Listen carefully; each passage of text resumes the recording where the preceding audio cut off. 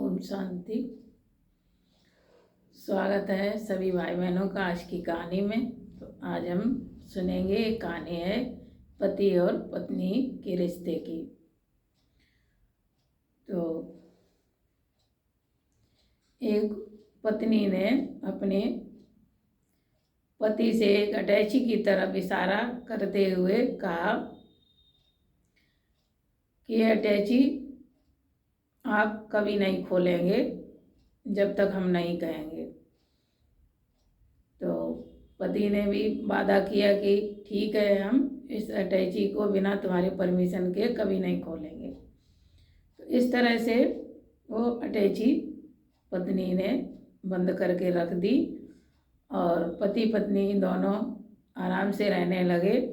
समय गुजरता गया तो धीरे धीरे शादी के 50 वर्ष हो गए।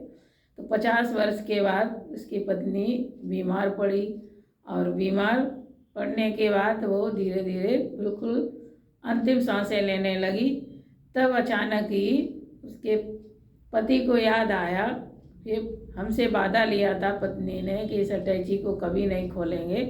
तो पति ने उस पत्नी को याद दिलाया कि यही समय, यही मौका अब सही है, यही आखिरी टाइम है, अब तो याद दिला दें। तो पति ने पत्नी को याद दिलाया कि ये अटैची जो आपने कहा था कि बिना हमारे परमिशन के कभी नहीं खोलना, तो इसका क्या करना है। तो पत्नी ने कहा हाँ, अब उचित समय आ गया, अब आप इस अटैची को खोल सकते हैं।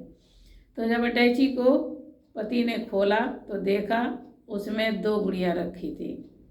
बहुत सुंदर सी 2 गुड़ियाँ थी।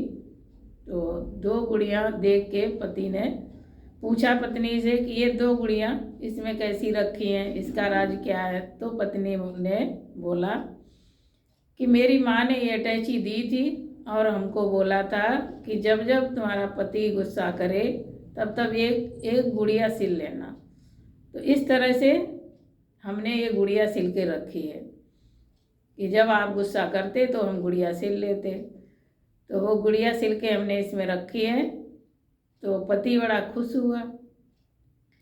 सोचा उसने कि हमने अपनी पत्नी को बहुत खुश रखा सारा जीवन, जो सारे जीवन भर में हमने केवल जो है 2 ही बार गुस्सा किया, जो 2 गुड़िया सिली रखी हैं। फिर और अटैची में देखा कि 1 लाख रुपए रखे हुए हैं। तो पति ने 1 लाख रुपए निकाले और कहा कि इन रुपयों का क्या राज है। तो पत्नी बोली कि 1 लाख रुपए ये हमने तुम्हारी गुड़िया बेच करके ही इकट्ठे किए हैं कि आप गुस्सा करते थे तो मैं 1 गुड़िया सिल लेती थी, फिर आप गुस्सा करते तो फिर 1 गुड़िया सिल लेती और वो गुड़िया फिर हमने बाज़ार में बेच दी। तो गुड़िया बनाती रही और बेचती रही। इस तरह से 1 लाख रुपए इकट्ठे हो गए। तो पति ये बात सुन कर के बहुत शर्मिंदा हुआ और बहुत पछताया कि देखो हमने इतना गुस्सा किया, इतना अपनी पत्नी को दुख दिया, परेशान किया और वो गुड़िया बनाती रही, बेचती रही और गुड़िया बेच के 1 लाख रुपए इकट्ठे कर लिए। तो उसको एहसास हुआ अपनी गलतियों का और अपनी बुराइयों का। और तो पति ने फिर पत्नी से क्षमा मांगी।